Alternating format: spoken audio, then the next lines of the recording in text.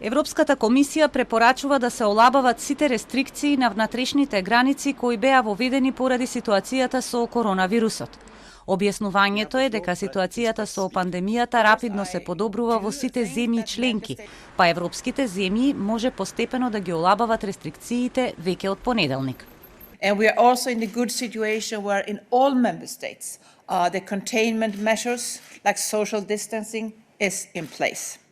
So that's why we call on all these countries to lift all the internal border controls on Monday. Сепак, препораката е несуштинските патувања да се одложат за уште 2 недели, односно до 30 јуни. Комисијата препорачува надворешните граници на Унијата да се отворат од 1 јули. Ова ќе важи и за земјите од Западен Балкан. With the Western Balkans, we make this recommendation based on two things. First, the epidemiological situation in these countries are similar or better compared to the European Union. And second, we have a special and close relationships.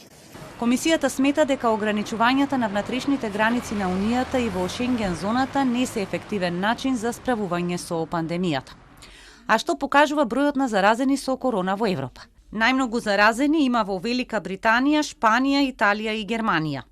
Многу европски земји не ги ажурирале податоците за бројот на заразени денеска, но вчера во Европа се пријавени речиси 14.000 ново заразени и 757 починати од COVID-19.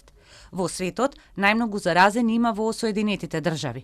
Таму бројот на заболени помина 2 милиона, а починати се повеќе од 115.000 луѓе. Второ жариште е Бразил, а трета најпогодена земја од пандемијата во светот е Русија.